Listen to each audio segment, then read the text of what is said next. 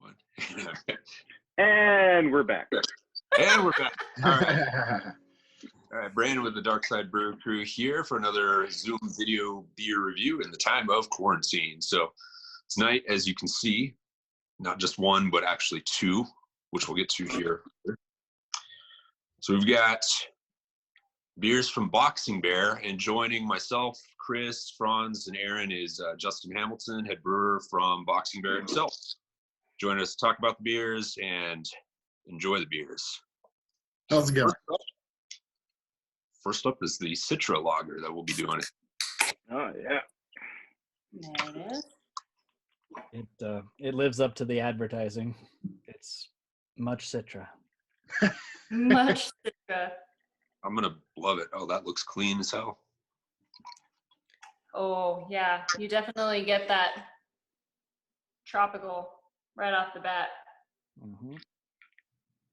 It's like a fruit salad in your nose. I like that. Yeah, this is a fun beer. It's actually kind of funny. Both these beers were not ever meant to go in cans. With everything that's going on, you know, we just pivoted and transitioned to what we had to package, and this and the Chinook were things we had kind of coming up in specials for draft, and so we transitioned them to cans, and they both worked really well because it was new and different, and you know, kind of spiced up our packaging options, and people responded well to it. I think it's a great beer. I've been drinking a lot of it because it's low ABV and it's been hotter lately. It's been real nice. Yeah. So it's super crushable, but definitely surprisingly fruity. Like, I didn't realize how much fruit character we were going to get out of just using Citra hops. I mean, it's just Citra hops in a little bit in the kettle and some in the dry hop. I mean, it's not like we take these hazy IPAs and our regular IPAs and we just, you know, bombard them with hops, and that's not what we did with this beer. So I was pretty surprised it came out as kind of floral and fruity as it did, for sure. Mhm. Yeah. As far as sort of the base lager goes, what kind of recipe did you guys use on this one? Yeah, so that's been a fun thing too. We've definitely been playing with our lagers, our house lager, our specialty lagers. We've been changing the way that we kind of have thought about it. One of those things where we don't get to make that many lagers every year. I think we made, I don't know, somewhere in the 20 to 30 batches of IPA last year, double batches. And then, you know, lager was like 8, you know, so it's one of those things where we have to be patient with what we're working with, but we're finally getting to the point where we're feeling like we're getting really clean and really good lagers that were like a little bit more crushable, a little bit easier to kind of approach for the general public, but also something that we like more. We had kind of a thicker Czech pills for a while. And the last one that we just put in a can was I think one of our best batches. Nice. So that being said, the Citra is a really good kind of example of like where we're going to be going with lagers. You know, easy drinking, more of that ability to kind of crush, but, you know, also have flavor to it. And then maybe play with some other stuff. But as far as like the grist on this, super simple. I mean, it was basically I would say almost all Environment Pilsner malt, a little bit of dextrin malt, just like, I couldn't tell you the percentage, just like a splash. And I mean, that was really it. Nice. That was the entire recipe. And then you know, we put some Citra towards the end of the boil. I mean, it really didn't even get a bittering addition. Just a slight one, you know, just like a hand toss, basically.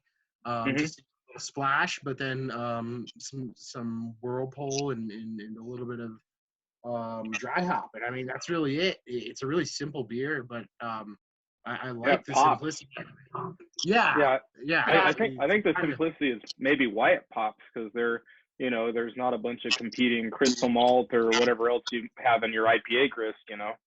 Yeah, definitely. When you're trying to like bombard those beers, you know, you want that to all come through when you're trying to overpower sweetness and malt and aromas, and you're fighting a lot of stuff. So you're right. It's that simple recipe that kind of makes it approachable and it kind of lets that Citra come through and come through well.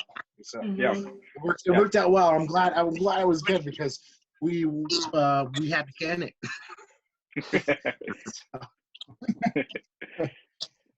Out of curiosity, who did This your is off the charts right there. who did the can design for you guys? So all of our label, and canning stuff is all done through Foster Mitchell Design. Foster Mitchell. So Andy Foster is the guy that helped us design our original logo. He's done pretty much all of our merchandise. Anything that we do brand-wise basically goes through Andy and now through Foster Mitchell, who includes Heidi Mitchell. And the two of them are responsible for all of our branding that we've been doing, coming out with all the cans and stuff. You'll see this week we got Pandemonium Pale coming out. That's another symmetrical design can that's really popular in you know in the brewing industry. So many people are really into that symmetrical design that pops like that. But you know, it's still boxing back, you know. So we try to keep true to at least some product design. You know, everybody does, but it's one of those things where it's been fun to kind of explore the specialty designs with these beers, because I mean it was kind of a free for all. So we're like, you know, give us something cool. Let's see what you can do. So letting those guys kind of have fun, but also like keeping it in that branding zone has been really neat to watch them work. So those guys kick ass. We give them all the credit for anything that looks cool on our end, because we definitely don't know how to do that. It's not an easy skill. No, marketing is super hard. So those guys kick ass. They've been doing such a great job for us, and they're going to be helping us update our website. We're going to be able to, you know, online ordering and merchandise stuff available and easily updated. The original website we have is really hard to update because of the way it was actually put up and established. So it's like really technical. A lot of us don't know how. A lot of us don't know coding, so I couldn't tell you how to change half that stuff on that website. We got like one guy that can do it, you know. So so we're really excited about moving forward with that stuff and getting more active into having that web branding, especially with the stuff that's going on. People want to be able to order beer online, order merch online. Yeah, it's almost a necessity now for most businesses, really. I mean, having the accessibility not only by phone but by web, and I mean, not just for the customer but for you guys, just to streamline your approach. And it's hard, you know. It's one of those expenses, especially right now. Like, it's hard to justify any expense, but hopefully it helps, you know, the overall income with and also just like with the way things are, people are looking at the internet more than ever. You know, you can't go anywhere else to see what's going on with your favorite brewery. So to keep that information viable is going to be great. And keeping up with stuff that we always wanted to do on our current website, you know, things that link to Facebook and Twitter and keeping up with all that stuff has been something we've been trying to do for a long time. So that'll be a great addition to just helping our customers and communicating with them. So it's cool. We're looking forward to the future, at least with that stuff, definitely. Yeah. All right. Well, should we open the IPA yet? What do you guys think? Do it. Yeah, let's go for it. Jumping at the gun, Chris. Hold on, let me get another glass. I only grabbed one. Oh. All right, we'll wait. I gotta do the same. I only have one glass. I want two. I think one of the things I like about this can, though, before we move on, the can is like, he was talking about how simple the formula for the beer was. And the can is kind of the same way. Like the can feels retro. The can feels like it's from a simpler time, you know, and the beer is. It was somebody's couch in the 70s. I love it. This was totally someone's couch. Yes. And wallpaper for that matter. Couch. I would totally sit on this couch. And it definitely complements the beer. I mean, the beer is super straightforward, simple, but it's got a nice floral backing on the palate. It's super clean and crushable. And it's kind of playful. Right. It's got kind of a playful nose with the fruitiness. Oh yeah, absolutely. Yeah, and the little bit you get from the yeast, which I mean, it's not like super noticeable, but it's definitely there and definitely an element which is complementary to everything else going on. So right. The first time a lot of us tried this, we weren't sure if we liked it. A lot of us were like, "This is too fruity. I don't know if I want this in my lager." And then after like 3 cans, I was like, "All right, I can drink this." And so it's a really nice beer for after work right now.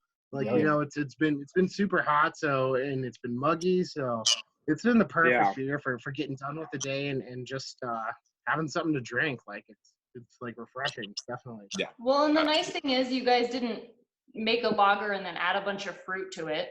Like the flavor is not coming from and that's the other part that you dumped in. And that's something we're trying to get to too, is we want to have flavor through the ingredients that we want to pursue, and not stuff that if I want to have a fruit beer, we're gonna have a fruit beer. But if I want a fruity, hoppy lager, then I think we can achieve that. It's cool. I think we're gonna definitely be playing with some more kind of lagers with those American kind of different varieties of hops that can give you those flavors you wouldn't see in a normal lager. So definitely have fun with those more whenever we can, I suppose. We'll see. Yeah. All right, on to IPA. Now we have Chin Hook Mountain IPA. Gotta love it. I was gonna say I love it. The name just wrote itself based on the hop. It's perfect. It's perfect. Oh, that's nice. Ooh.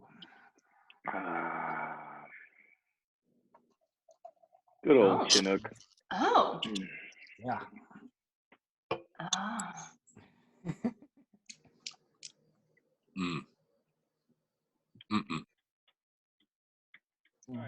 And we're back. It just got real.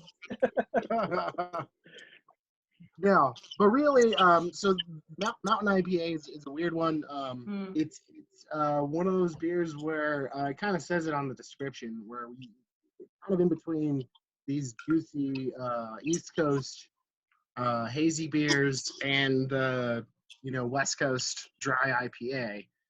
It's got a little bit of bitterness from it. That Chinooks have a little bit of a higher alpha to them. So they kind of pack a little bit of a punch even when you dry hop sometimes. But lots of kettle hops in here. There's a couple other varieties of hops, but mainly Chinook. Lots of Chinook to kind of show it off. It's a fun hop. I love it. Chinook and Crystal are two of my favorites. They're old schools, but you can be so versatile with them. I don't think people really understand. Everyone's always pushing the new varieties and really going for, the new interesting hop. But the reality of it is you can do lots of styles with stuff that's been around for a while. Classic IPAs are made with these styles, and they make great hazy IPAs, and they make great mountain IPAs too. It's definitely something that we've been having fun. We've done a few of these. We had Cascade Mountain, obviously. Cascade was a great one. We did a Simcoe or a Mosaic too.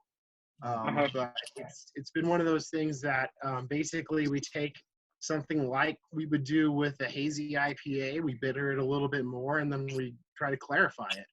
And maybe trying to change it just a little bit, but for the most part, trying to hit kind of in between the East Coast and the West Coast, and it just falls right in the mountain region. So, mountain IPA. So it's you're kind of going for at least a little bit of the softer, silkier mouthfeel of the East Coast in some sense, but you do want that bite. Yeah, it's got a little bit of the juiciness to it. You know, it's kind of surprising being that it's 7.1%. You know, kind of sneaks up on you a little bit with this beer because you don't realize the alcohol, and it's definitely that little bit of sweetness from the residual sugar in there that you might get from the hazy IPA. A lot of our hazies end up being, you know, lots of residual sugar. That's where you get that big mouthfeel. That's where you get that silkiness. So kind of coming in between that, you get a little bit of that mouthfeel with the sugarness, with the sugar that's residual, and then we kind of hit it with a little bit of a bittering addition too, but not going over the top. And really, I mean, bitterness in here is calculated very low. I mean, we don't even have bitterness on the can. If you notice, we just have the ABV. So the bitterness is probably, you know, 5 or below. It's pretty smoothed out, being that it's the higher alpha hop, and then the places that we put it probably puts it, you know, 5. I'd say maybe 5 to 10 if you taste it like that. It's hard to tell. We don't have the equipment to really test that, but as far as calculating it from the, you know, just the brew standpoint, it's very low IBUs, and just enough to give it a little bit of punch, a little bit of balance, but not the West Coast, you know, 70, 80, 90, 1,000 IBUs. Big IBUs, the kind that clear your sinuses. Yeah, right. There's anything wrong with that. Those are great occasionally. I mean, IBUs are great. I'm down with them, but this is kind of nice too because it's in between that. You know, every now and then, like the hazy IPAs are great. I love drinking them most of the time, but sometimes you just kind of want something that's in a tweener. This is kind of a tweener. And it's like really halfway between getting punched in the face and getting like a glove slap. Yeah. But it kind of makes it sessionable. It makes it a little sessionable too. You know, you can have a couple of these without, like, sometimes with like the drier IPAs, I drink one like really dry IPA and I'm like, I'm good. Yeah. You know, I kind of want something else every now and then, but for the most part, like I can drink a couple of these and not really have that overwhelming dryness on my palate where I feel like I just need to drink a gallon of water after like I've been out in the sun. You know? Right. Yeah. Well, I think the sweetness helps with that too, because it doesn't leave your mouth feeling so, you know, parched. Yeah, definitely. That's definitely that kind of coating on that tongue without having to being too much. And that's the other thing is, you know, we have beers like that, the bare knuckle, where you drink that, it just sticks to your tongue. Oh yeah. And, literally sticks to your tongue, resin. Yeah. So I mean, and those are great too, but it's the same thing where you drink one of those and like, hey, I kind of want something else. But this is a good one to have. Like you could literally have a 4-pack of this over a couple days and really enjoy it, you know? Yep. Pretty easy. That's what I've been doing for the past couple days, so thank you. Like I had to save one. I had to set one aside so I'd have it. Yeah, exactly. Like, nope, gotta save it. Yes. Don't drink all the beers we're reviewing beforehand. Yes. Yeah. I'm new. I'm learning. Okay. Mistakes will be made.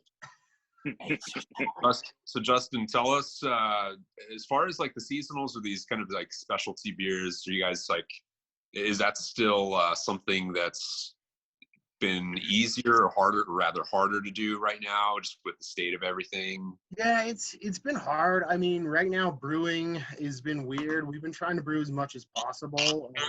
We're kind of down to a skeleton crew, and we're canning more than ever.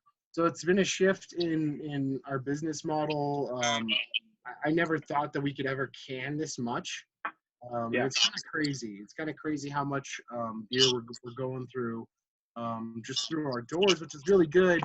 But at the same time, like I don't know, like the sustainability with like our original business model. So like what for us, like we had a good amount of beer in servers and stuff ready, or in fermenters ready to go. So transitioning that into a bright tank and packaging it wasn't that hard.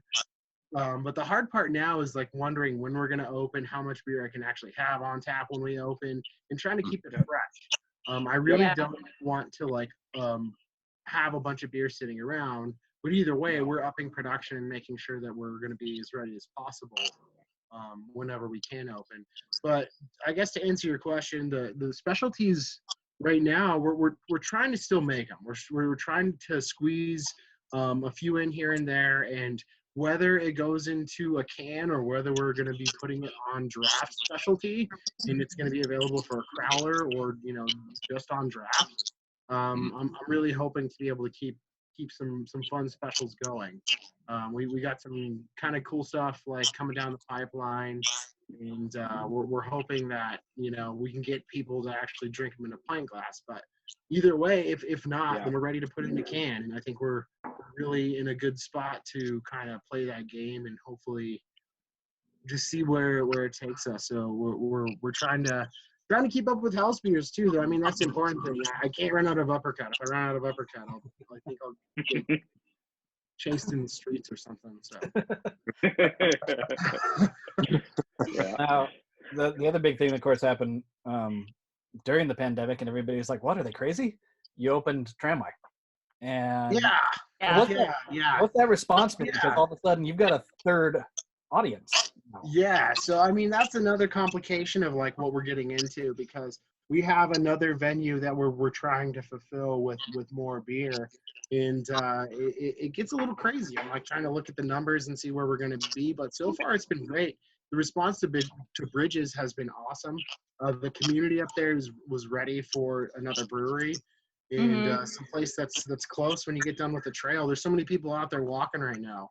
Yeah. Oh, yep. So many people on the trail. And biking and yeah, they get done and they're ready to come down and see us. So it's really cool. We've kind of started to carve a little niche in that community, and it's been really cool because right now we have Boxing Bear like kind of spread out through the city.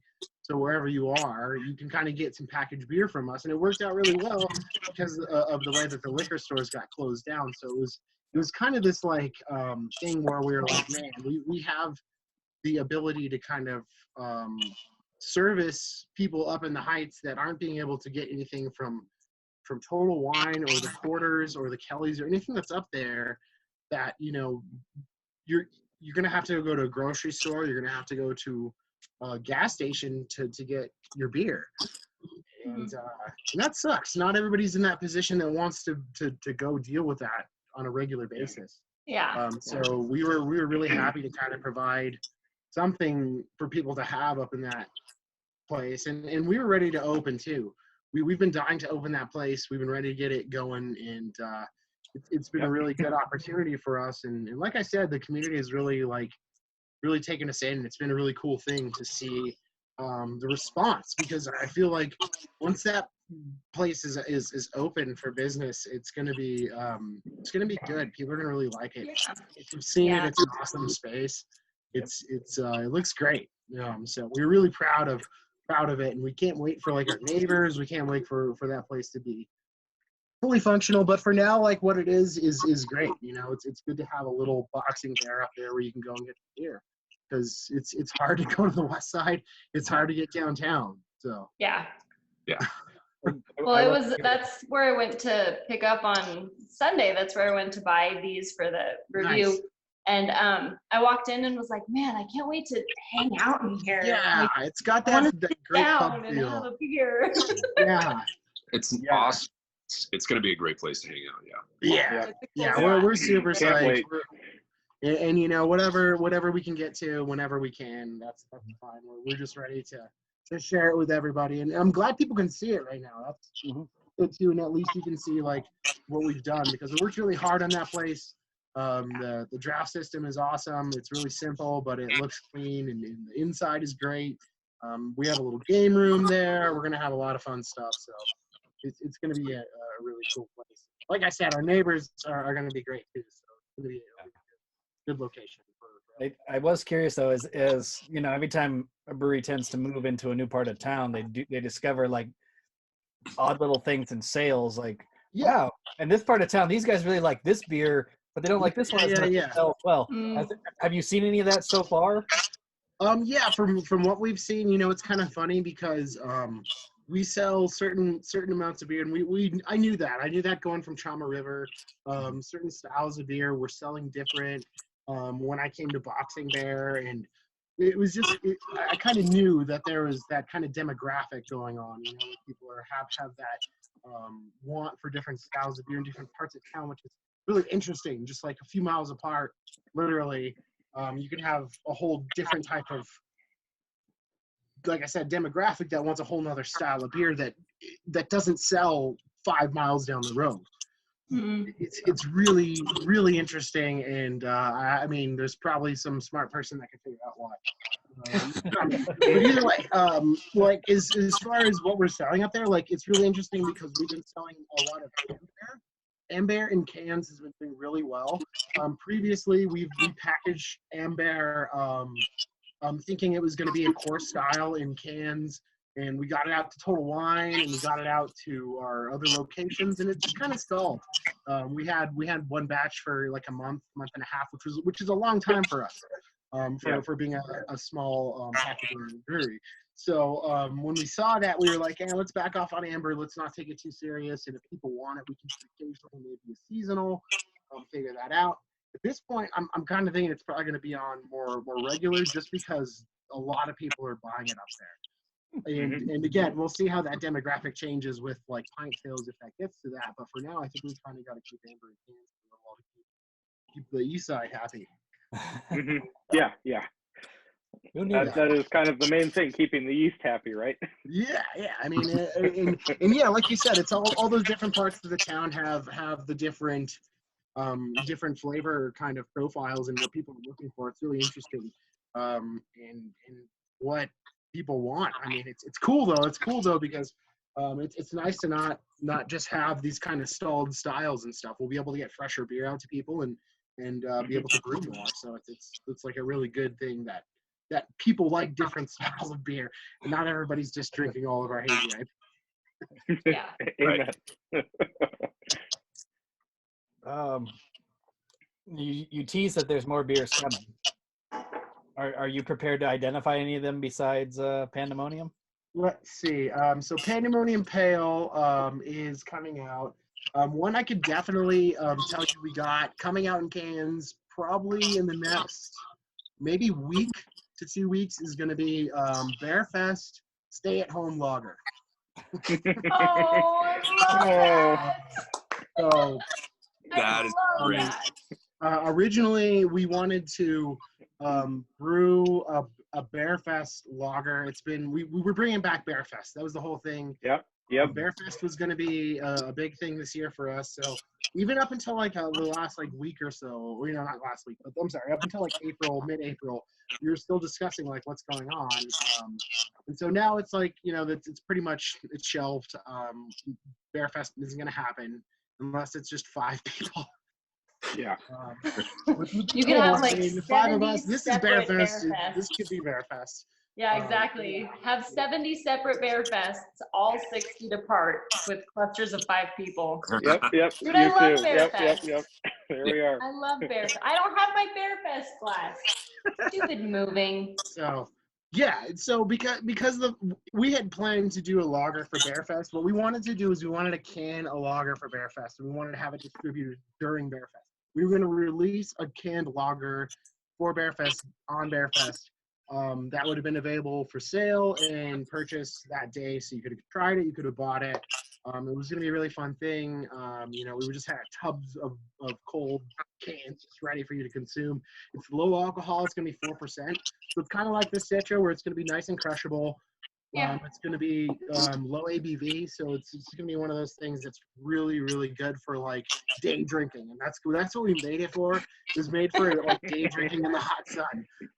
So it's perfect. One of those ones where you can literally take on a hike. You can drink it like after a nice long bike ride, and not get smashed. It's going to be hydrating as well because it's not going to be so much alcohol.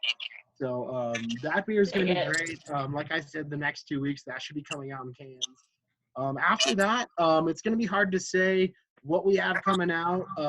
It's just changes so frequently right now. we're going to be shifting right now to making sure we have enough house styles in cans and available for draft if we're able to open.